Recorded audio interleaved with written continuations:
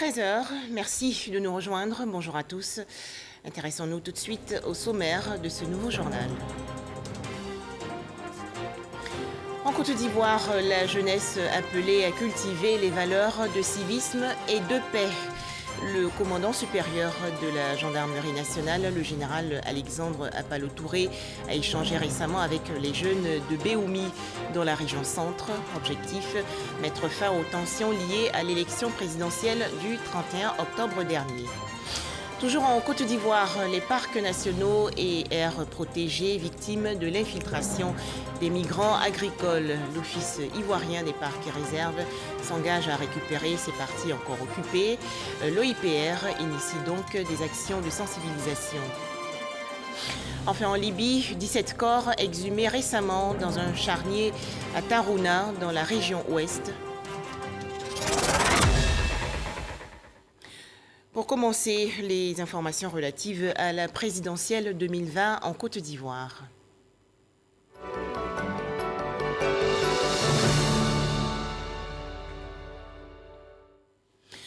Tout d'abord, c'est aujourd'hui que le Conseil constitutionnel donne les résultats définitifs de l'élection présidentielle du 31 octobre dernier en Côte d'Ivoire. L'arrêt du Conseil constitutionnel vous sera donc retransmis en direct dans quelques instants sur RTI 1. La jeunesse de Béoumi, dans la région centre du pays, invitée à mettre fin à la violence liée à l'élection présidentielle du 31 octobre dernier. Appel lancé il y a quelques jours par le commandant supérieur de la gendarmerie nationale, le général Alexandre Apalo-Touré. Les précisions de Kader Sogodogo de RTI Bouaké. Béoumi, 60 km à l'ouest de Bouaké. Le train-train quotidien a repris. À la résidence du préfet, le général Alexandre Apalo-Touré, commandant supérieur de la gendarmerie nationale, échange avec le corps préfectoral. Il est accompagné des grands commandements de sécurité et de défense de Bouaké. La délégation va ensuite mettre le cap sur la mairie de Béoumi, où les jeunes, dans leur diversité politique, ethnique et religieuse, attendaient. Les tensions liées à l'élection présidentielle du 31 octobre 2020 n'ont pas épargné Béoumi. Le cortège du ministre de la Communication et des Médias, Sidi Tiemoko Touré, porte-parole du gouvernement et cadre du terroir, a même essuyé des tirs. 4 blessés sont à déplorer. Route barrée, incitation à la haine ethnique, il faudra bien sortir de l'idylle avec la violence. Je vous demande d'arrêter de vous entretuer. Parce que quand vous tuez un être humain, vous aurez ça toute votre vie sur la conscience. Il faut refuser de tuer votre camarade. Il faut refuser d'aller brûler les biens de quelqu'un d'autre. Vous avez vu vos frères à Yamsougou, ils voient des véhicules passer. Ils arrêtent, ils descendent ceux qui sont dedans. Ils mettent le carburant. Ils allument le feu. Même si personne ne te dit quelque chose. Citez-moi un seul monde, un seul pays où on ne parle pas du mal et du bien. Manipulation, fausse rumeur. La jeunesse est utilisée pour mettre en péril son devenir. Elle décide de s'affranchir. Nous appelons tous les jeunes à observer ce que le général a dit, à garder le cap de la paix. Parce que c'est par la paix que nous jeunes préparons notre avenir et que nous jeunes, nous inscrivons tous nos projets. Nous soutenons la paix. Rien que la paix. Avec les conseils du général, je pense que tout changera ici à Béoumi. Il n'y a pas longtemps, les 15, 16 et 17 mai 2019, Béoumi avait été secoué par une crise communautaire. Une stèle érigée à la mémoire des victimes par la ministre Maria Toukoné est encore visible, témoin de l'histoire et des actes à venir. Autre action de sensibilisation dans la région centre du pays, celle initiée par la CADA, la coordination africaine des droits de l'homme pour les armées. Des éléments des forces armées nationales, notamment la gendarmerie, la police, ainsi que des organisations de la société civile ont renforcé récemment leur capacité à Bouaké et à Béoumi. Les travaux ont porté sur les droits de l'homme, l'état de droit et les relations civilo-militaires. Les explications dans ce reportage de Abou Sanogo.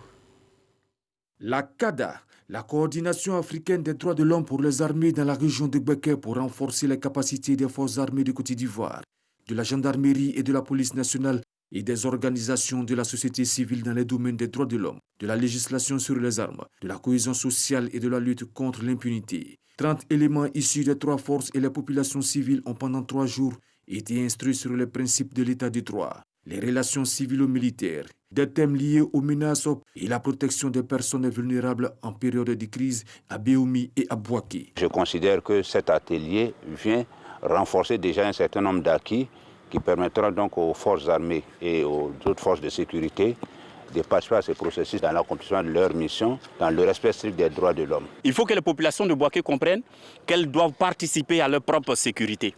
Donc pour ce faire, il faut qu'elles aient de bonnes relations avec les autorités civiles et militaires de la localité. Et nous sommes venus pour le rappeler. Et pour nous, la paix doit être consolidée à Bouaké. Cette activité de la CADA menée sous la forme d'une campagne a permis d'entreprendre plusieurs activités. Entre autres, la sensibilisation de proximité sur les dangers liés à la circulation des armes légères et de petit calibre auprès des populations. La Coordination africaine des droits de l'homme pour les armées a bénéficié de l'appui technique et financier de l'Union européenne et de l'association Cojinta. La paix célébrée à Iré, dans la région sud du pays. Les populations ont participé à des compétitions sportives, culturelles et culinaires. Cette semaine de la paix célébrée à Iré vise à renforcer la cohésion sociale. Mamadou Kouassi. La période électorale transformée en des moments de fête et de réjouissance à Iré, dans le département de Divo. Les populations de cette sous-préfecture mettent à profit cette période pour sceller l'entente, la cohésion et la paix qui règnent depuis des années. Une semaine de la paix est organisée avec un contenu diversifié, notamment des compétitions sportives, culinaires et culturelles. Ces différentes compétitions visent la participation de toute la communauté et associations de la sous-préfecture d'Iré, avec une participation massive des jeunes et des femmes. Il s'agit pour les autorités locales de renforcer la cohésion et la paix en mettant en contribution toute la population. Nous tendons allègrement vers la fin de cette semaine. Mais la fin de la semaine de paix et de cohésion à Iré ne doit nullement être interprétée comme la fin de la paix à Iré. Bien au contraire, au-delà de la semaine en cours, nous devons au quotidien cultiver, exprimer, extérioriser les acquis de cette semaine. Cette initiative est soutenue par les sociétés minières exerçant dans le département de Divo. Elles aussi souhaitent un climat apaisé pour favoriser le développement économique de leurs activités et surtout pour le bien-être des populations. Nous pensons que sans la paix, il ne peut pas y avoir de développement. Le vivre ensemble de Iré va demeurer. Nous avons tant à préserver. Ensemble, frères et sœurs de Iré, au-delà des infrastructures, nous avons nos familles, nos villages et les emplois de nos enfants à préserver. Nous devons ensemble dire non aux violences des périodes électorales passées. Nous vivons ensemble. Je ne suis pas d'accord avec toi. Cela ne veut pas dire que je dois avoir un problème avec toi. Le tournoi de football a été remporté par l'équipe du quartier résidentiel au profit de l'équipe de Gulacro, pendant que l'association des femmes du village de Douaville remportait le concours culinaire face aux femmes de Iré Plateau. La troupe théâtrale du village de Baké est sortie victorieuse du concours de sketch portant sur la paix et la fraternité.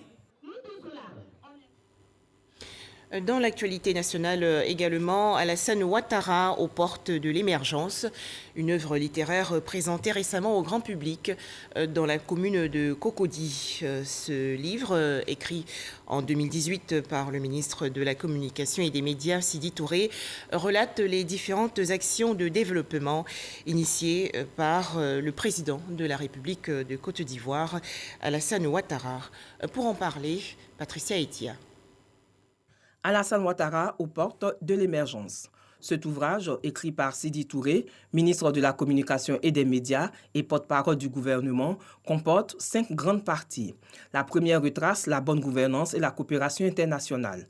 La deuxième partie met en relief le développement humain. Le cheminement de la Côte d'Ivoire vers l'émergence est exposé dans la 3e et 4e partie du livre. Et enfin, la 5e partie décrit des dynamiques à mettre en œuvre dans la promotion du genre. Le ministre Aboudraman Sissé, ministre du pétrole, de l'énergie et des énergies renouvelables, a salué l'auteur qui retrace les actions de développement du président Alassane Ouattara.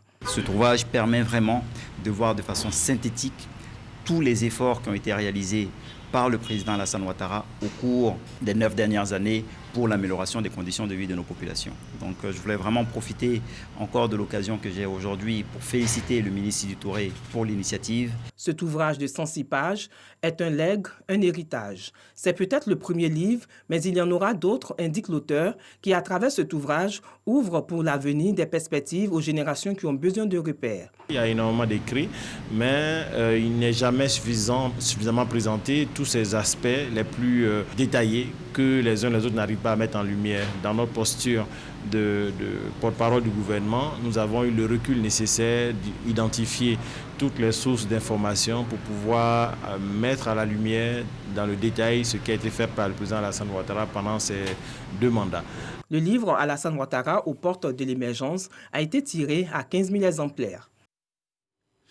Un tout autre sujet à présent, l'Office ivoirien des parcs et réserves, l'OIPR, confronté à un sérieux problème. Il s'agit de l'infiltration massive des migrants agricoles dans les aires protégées. Le parc national de la Maraoué, 3e parc national de Côte d'Ivoire, fortement touché par ce fléau, a ainsi perdu 70% de sa superficie.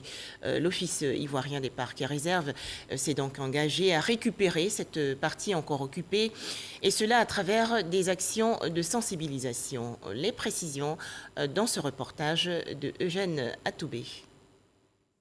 Le parc national de la Maraoué vu du ciel, ô merveille, un vaste espace verdoyant qui invite à sa découverte, riche de sa faune et de sa flore, mais souffrant dans le silence. En cause, l'infiltration des hommes et leurs actions dévastatrices. Braconniers, planteurs de café et de cacao et vendeurs de parcelles qui ont fini par coloniser une grande partie de sa superficie. En 1950, nos parents sont là-bas. Ils sont allés voir le président au Faux-Moyen. C'est là qu'il a envoyé le ministre Vincent P. Lecru. Le 6 décembre 1988, il est venu délimiter, mais le TEC, mais le panneau, mais le pont. Nous aussi, on n'a même pas dépassé ça. Maintenant, le OIP dit, nous, actuellement, nous, le Garango, on est dans le parc. On est venu et on a payé la terre les gourous de l'Upafla depuis les années 1951. Depuis en 1958, les parents étaient là. On fait le café et cacao. Côté Bonon, que nous avons pris là, nous pouvons atteindre au moins 10 000 planteurs qui sont dans le parc. Le parc national de la Maraoué est une zone de transition qui couvre une superficie de 101 000 hectares. Une zone à cheval sur la savane et la forêt. En 1968, cette partie du couvert végétal de la région de la Maraoué est classée aire protégée par l'État de Côte d'Ivoire et aujourd'hui patrimoine de l'UNESCO. Les populations vivant ou menant leurs activités à l'intérieur du parc ont été sommées d'en sortir. Les planteurs notamment qui cultivent le café et le cacao et à l'origine de la création de gros campements dans lesquels on peut trouver tout ce que propose la ville en termes de biens et de services. Le temps passe. Le parc de la Maraoué connaît des phases successives de recolonisation qui atteignent leur pic à la faveur de la crise post-électorale. Le parc national de la Maraoué, c'était l'un des parcs les mieux conservés en Côte d'Ivoire et qui recevait d'énormes visiteurs avant l'avènement de la crise post-électorale. Aujourd'hui, le parc a une phase de restauration. Campement de Yobouekro, à une dizaine de kilomètres de la ville de Bonon. Les populations reçoivent la visite du commandant du parc, accompagné d'éléments en mission de patrouille. Ici, comme dans tous les campements et villages riverains dont les populations mènent des activités champêtres dans les limites du parc, on plaide pour que l'Office des parcs et réserves OIPR retarde sa décision de déguerpissement. Le souhait des populations est que les zones agroforestières mises en valeur avant 1968, donc antérieures à la date de création du parc national de la Maraoué, leur soient rétrocédées. Ces zones représentent 10% du parc, soit 10 100 hectares. Le décret de création du parc définit les limites qui n'ont jamais été modifiées jusqu'à présent. Ce sont les populations infiltrées et puis les populations riveraines qui font souvent de la mauvaise foi, qui plantent des tecs et se disent que la limite se trouve au niveau des têtes. Les limites n'ont jamais été modifiées jusqu'à présent. Sur le terrain, l'OIPR multiplie les opérations de sensibilisation assorties de patrouilles quotidiennes. Si les agents mettent du cœur à l'ouvrage, il n'y a que les moyens d'action dont ils disposent sont tellement faibles que les prédateurs du parc, impétueux et dangereux à souhait, n'arrêtent pas de les narguer. Nous avons aperçu une piste qui était empruntée par des braconniers. Je me suis retrouvé nez à nez avec lui. Aussitôt, il a ouvert le feu. J'ai reçu 14 plombs au niveau de l'épaule droite et au niveau de la rétine, 3 plombs. J'ai fait plus de 3 mois au CHU de Trècheville où il y a eu une opération. Quoique exposés au danger permanent et travaillant dans des conditions difficiles, les défenseurs du parc national de la Marawe ont réussi à réduire de 30% le taux d'occupation de cette aire protégée. Les opérations de déguerpissement ont été menées dans la zone forestière où l'on trouve de grandes plantations de café, de cacao et de VA. Ce qu'ils disent tous, nous ne savons pas où aller. Et c'est ici que nous pouvons entreprendre quelque chose pour nourrir nos différentes familles. Et ce qui n'est pas juste. Ils savent qu'ils doivent partir. Avec la planification de nos activités, au plus tard le 31 décembre 2020, il ne devait plus y avoir de campement à l'intérieur du parc. La production du cacao au niveau du parc national de la Marawe ne représente pas grand-chose dans la production nationale. Nous demandons aussi aux autorités politiques de nous aider à sensibiliser ces populations.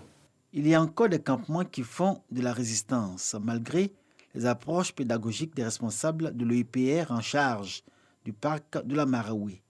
L'enjeu, c'est d'amener les populations de ces campements murés dans l'illusion d'un déclassement d'une partie de cette aire protégée à en sortir sans heurts. Avec les propriétaires terriens et la mairie de Bonon, nous avons identifié des sites pour accueillir ces populations-là qui vont sortir, pour qu'elles puissent bénéficier des infrastructures de l'État, notamment l'école, des centres de santé, parce que là où ils sont, ce sont des éléments qui n'existent pas.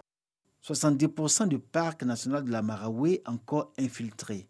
Alors, face aux alarmes de ce parc, l'Office ivoirien des parcs et réserves poursuit son programme de réhabilitation et œuvre surtout pour que plus d'une seule fève de cacao ne sorte de nos aires protégées, au nom de l'engagement de la Côte d'Ivoire à produire un cacao de qualité et à la traçabilité irréprochable. Voilà un dossier signé Eugène Atoubé. Grand Bassam, dans la région sud du pays, les meilleurs élèves du cours moyen 2 ayant été reçus au test d'entrée en 6e 2020, les titulaires du BPC et leurs aînés du baccalauréat session 2020 ont été récompensés. Une initiative de la mairie de Grand Bassam pour encourager les élèves à améliorer leur rendement scolaire. Les festivités se sont déroulées récemment au centre culturel Jean-Baptiste Moquet. Le point, Issaïo. Encourager et récompenser les meilleurs élèves de Grand Bassam. La mairie de la ville historique, patrimoine mondial de l'UNESCO, en a fait son credo depuis l'année dernière. Malgré la crise du coronavirus, les 3 meilleurs élèves de chaque examen ont été récompensés. Nous vous remercions d'avoir initié cette cérémonie qui récompense les meilleurs élèves de notre commune. Merci d'avoir reconnu notre mérite et de nous avoir permis de vivre ces moments inoubliables. Pour les personnalités, l'excellence doit être une vertu partagée par les élèves. Elle exhorte les élèves à travailler davantage afin d'être des modèles pour intégrer la vie active. Entretenir l'excellence, c'est la moindre des choses. C'était tout à fait normal et naturel que nous venions aujourd'hui supporter la commune de Grand Bassam dans cette cérémonie qui permet d'accompagner ces jeunes et de les encourager afin que demain, ils puissent devenir les talents de notre pays.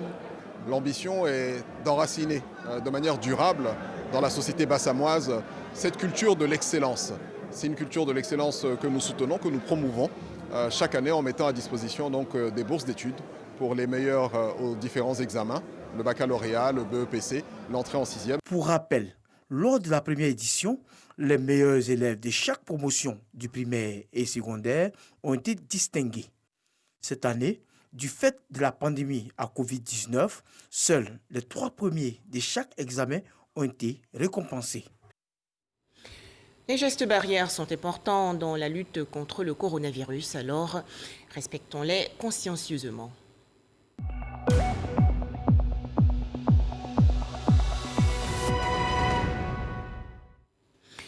19 nouveaux cas de maladie à coronavirus enregistrés hier en Côte d'Ivoire. Le pays compte actuellement 20 832 cas confirmés de coronavirus, dont 20 508 personnes guéries et 126 décès. Situation dramatique au Portugal. Ce pays a enregistré le 7 novembre dernier 6 640 nouveaux cas de maladie à coronavirus et 56 décès en seulement 24 heures. Le Portugal s'est ainsi déclaré en état d'urgence et a annoncé un couvre-feu en semaine et dès 13 heures le week-end avec un durcissement du reconfinement partiel.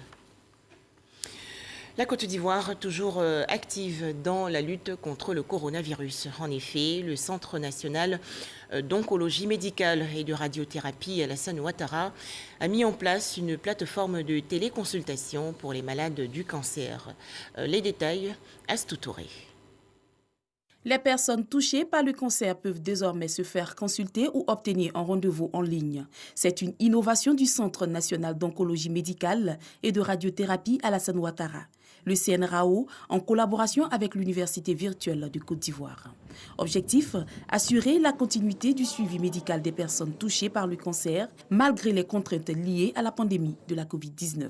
On a développé cette plateforme de téléconsultation pour permettre au moins à ceux qui n'ont pas l'obligation de se déplacer, de ne pas se déplacer. Et les personnes touchées par le cancer sont des personnes qui sont fragiles vis-à-vis de ce virus-là. Ce projet est destiné à toute personne touchée par le cancer, déjà suivie au CNRAO, dont la situation clinique est éligible à une téléconsultation. Comment vous vous sentez? Écoutez, je me sens comme d'habitude. D'accord. J'ai des jours de grosse fatigue, j'ai des jours de moins de fatigue, mais c'est toujours cette fatigue que j'ai. Pour aboutir à ce résultat, c'est tout un processus qui est mis en place dans le but de répondre aux besoins des patients. Lorsque le patient prend un rendez-vous sur la plateforme, il y a un suivi quotidien qui est fait pour vérifier les différents rendez-vous qui ont été pris. Et après cela, nous nous référons aux médecins pour les informer du fait que les patients aient pris des rendez-vous.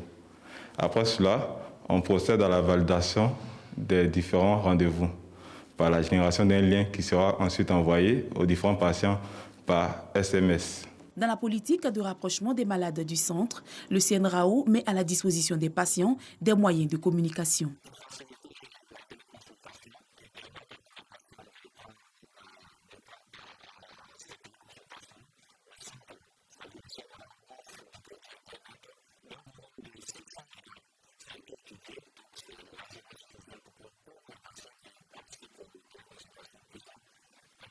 Au total, plus d'une quinzaine de personnes sont reçues en téléconsultation par semaine. Ces personnes ont la possibilité de choisir leur jour de consultation, l'heure et le médecin.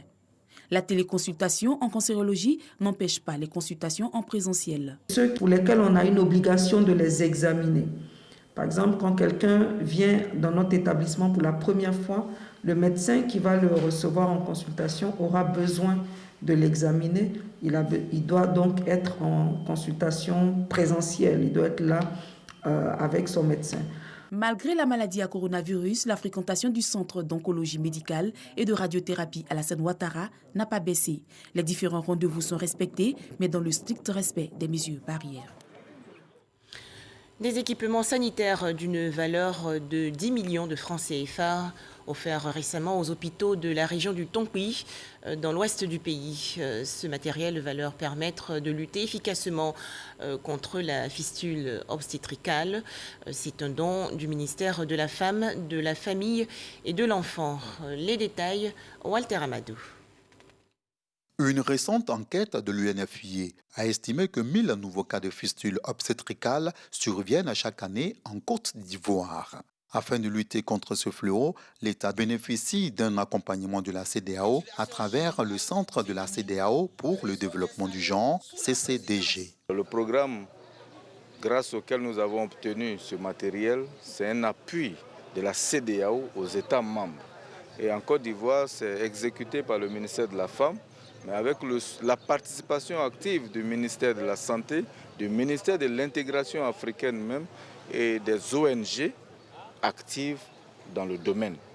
Alors nous avons ce matin profité pour sensibiliser nos parents sur les causes, parce que c'est le mariage précoce, c'est l'excision, et puis c'est bien d'autres pratiques traditionnelles néfastes qui sont à la base de la fistule obstétricale. Le CCDG, en initiant ces aides, vise à apporter un soutien médical et financier aux femmes et aux filles souffrant de fistules obstétricales. La présente remise de matériel médical au CHR de Mans pour le suivi de la réinsertion des exporteuses de fistules est un pan concret de ce programme de solidarité. La fistule obstétricale n'est pas une malédiction.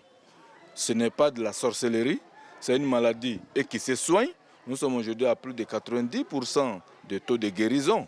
Alors donc, plus question de se cacher avec cette maladie, plus question également de condamner ou de banaliser les femmes qui en souffrent, plutôt soyons solidaires et aidons-les à faire le circuit qui va les sauver, l'hôpital et le centre CKRF. Après cette remise de matériel médical, une visite du chantier du CKRF, Centre communautaire d'accueil et de réhabilitation des femmes de Logwalé, a permis à la délégation de voir de plus près l'état d'avancement des travaux. Initié en 2016 dans la région de l'Ouest, ce projet s'est matérialisé par la sensibilisation des filles et des femmes sur la fistule obstétricale et ses conséquences. En 2017, le projet a connu sa phase pilote avec 30 filles et femmes porteuses dans les villes de Bangolo, Logwalé, Danané et Zouan-Ounien. La fistule obstétricale est une lésion résultant de l'accouchement qui a été relativement négligée. En image, l'actualité hors de chez nous avec cette découverte macabre en Libye. 17 corps ont été exhumés dans un charnier. Annonce faite hier par les autorités du gouvernement d'union nationale. Les forces gouvernementales soutenues par les Nations Unies accusent l'armée rivale basée à l'est du pays d'avoir commis des tueries à Tarhouna, ville située à environ 80 km au sud-est de Tripoli, la capitale.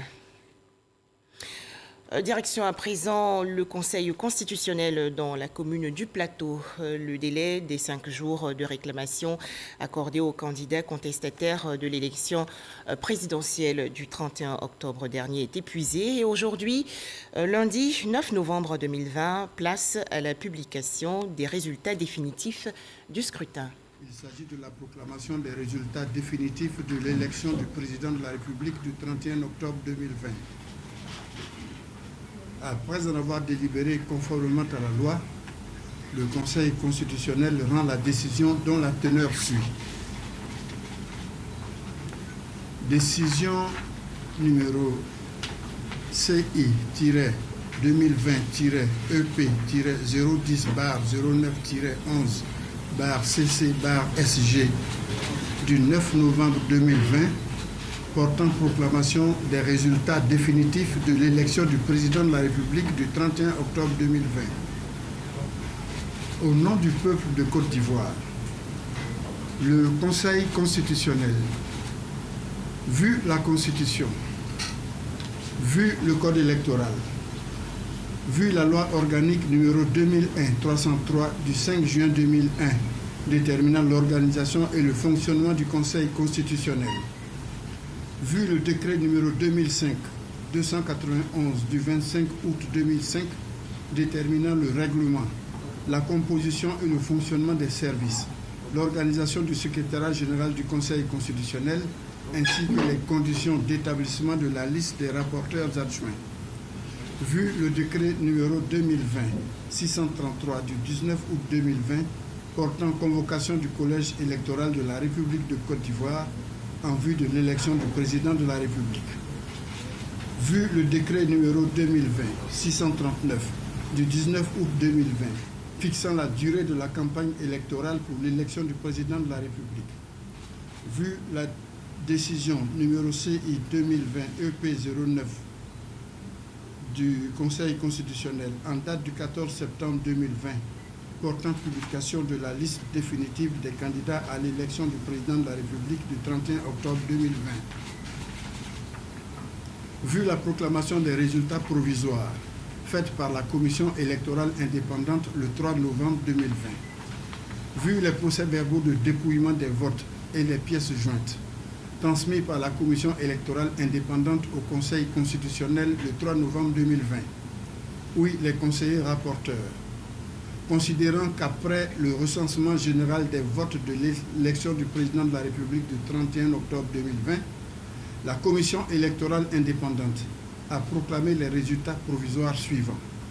Inscrits 6 066 441, votant 3 269 813, suffrages exprimés 3 215 909, taux de participation 53,90%.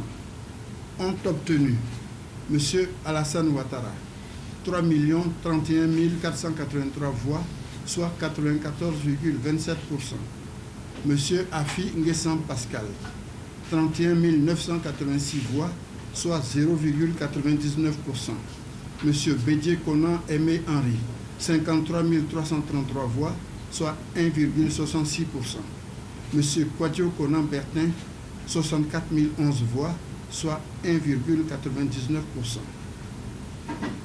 Considérant qu'au terme des articles 51 in fine et 127 alinéas 2 et 3 de la Constitution, le Conseil constitutionnel contrôle la régularité des opérations de l'élection du président de la République, statue sur les contestations irrelatives et en proclame les résultats définitifs. Considérant que l'article 60 du Code électoral impartit aux candidats à l'élection du président de la République un délai de 5 jours francs à compter de la proclamation des résultats provisoires par la Commission électorale indépendante pour adresser au président du Conseil constitutionnel une réclamation concernant la régularité du scrutin ou de son dépouillement.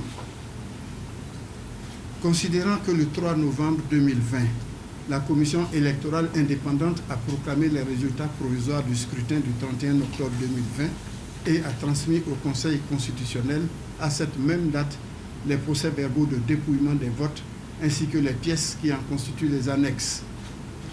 Qu'à la même date du 3 novembre 2020, le Conseil constitutionnel a fait diffuser un communiqué par voie de presse écrite, audiovisuelle et numérique pour informer les candidats que leurs réclamations éventuelles étaient attendues du mercredi 4 novembre 2020 au dimanche 8 novembre 2020 inclus. Que toutefois, pendant ce délai de 5 jours, la juridiction constitutionnelle n'a enregistré aucune réclamation émanant d'un candidat. Considérant par ailleurs qu'à l'issue de l'examen par le Conseil constitutionnel des procès-verbaux de dépouillement des votes, aucune observation émanant des responsables des bureaux de vote ou des représentants des candidats n'a été relevée sur les 10 procès-verbaux, dont la quasi-totalité porte la mention « rien à signaler », qu'il échait en conséquence de se prononcer à présent sur l'appréciation d'ensemble du scrutin. Considérant à ce sujet qu'il ressort des constatations faites sur le terrain par la Commission électorale indépendante, qu'à la suite d'actions concertées menées à force ouverte, baptisées par leurs initiateurs désobéissance civile ou encore boycott actif, des actes de violence ont été perpétrés dans plusieurs localités du pays, entraînant mort d'hommes, coups et blessures volontaires, destruction de biens meubles et immeubles publics ou privés, saccage de lieux, de bureaux et de matériel de vote, d'empêchement physique ou psychologique de certains électeurs d'exercer leur droit de vote, ainsi que de nombreux autres faits constitutifs d'entrave au déroulement normal du processus électoral. Qu'en raison de ces événements, la Commission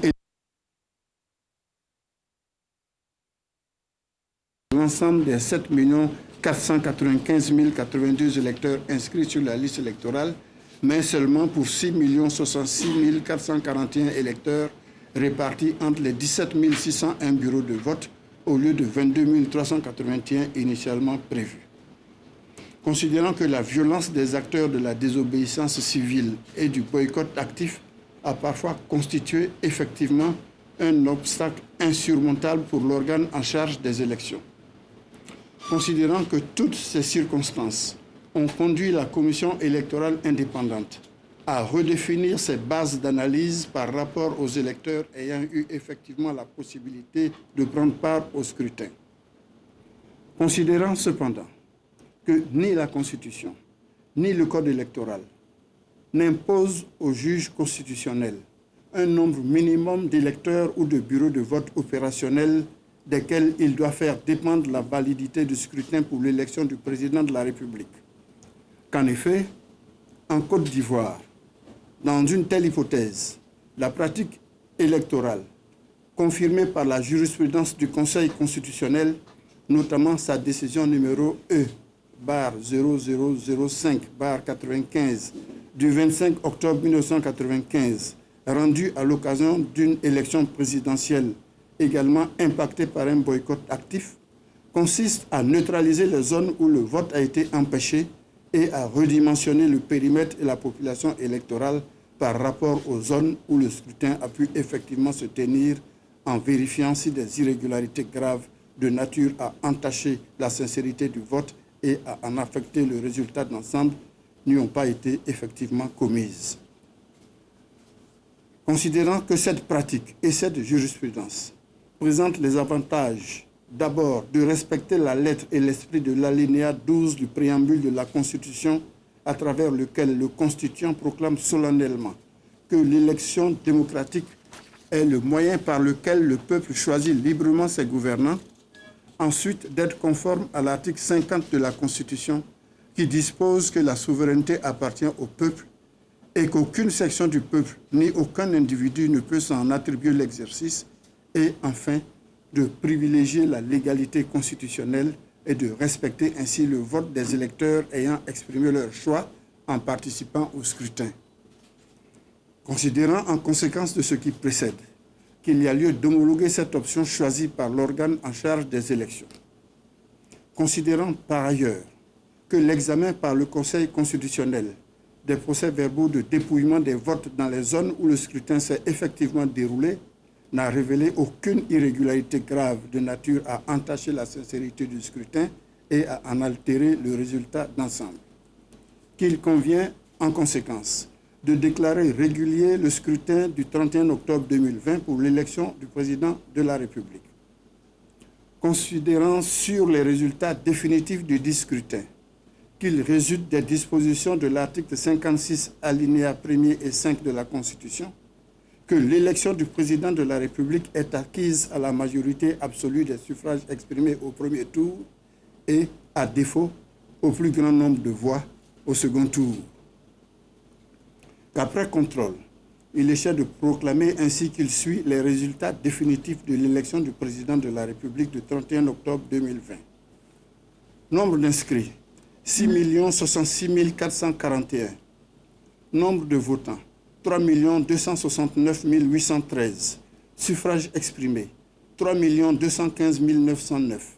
Majorité absolue, 1 606 956. Taux de participation, 53,90%. Ont obtenu M. Alassane Ouattara, 3 031 483 voix, soit 94,27%. M. Afi Nguessan Pascal, 31 986 voix, soit 0,99%. M. Bédier Conan Aimé Henry, 53 330 voix, soit 1,66%. M. Kouadio Conan Bertin, 64 011 voix, soit 1,99%. Considérant que sur 3 215 909 suffrages exprimés, la majorité absolue est de 1 606 956 voix. Considérant que M. Alassane Ouattara a recueilli 3 031 483 voix, réalisant ainsi un score de 94,27%, supérieur à la majorité absolue requise. Qu'il convient en conséquence de le proclamer élu dès le premier tour président de la République de Côte d'Ivoire au terme du scrutin du samedi 31 octobre 2020. Décide, article 1er, Le scrutin du 31 octobre 2020 est régulier. Article 2. M. Alassane Ouattara est proclamé élu au premier tour président de la République de Côte d'Ivoire. Article 3. La présente décision sera publiée au journal officiel de la République de Côte d'Ivoire. Décision délibérée par le Conseil constitutionnel en sa séance du 9 novembre 2020 où siégeait Mesdames et Messieurs, Mamadou Koné, président, Jacqueline Loès Oble, conseiller, Ali Touré, conseiller, Kwa Diéhi Vincent, conseiller, Assata Koné, épouse Silué, conseiller, Rosalie Kwame Kindo, épouse Zalo, conseiller, Mamadou Samassi, conseiller, assisté de M. Kamara Siaka, secrétaire général du Conseil constitutionnel, qui a signé avec le président. Voici donc la décision proclamant les résultats définitifs de l'élection du président de la République du 31 octobre 2020. Mesdames et messieurs, je vous remercie. L'audience est levée.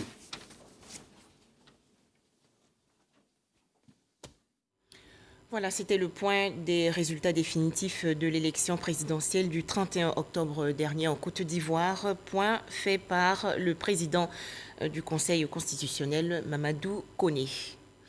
Et c'est la fin de ce journal. Merci de nous avoir suivis.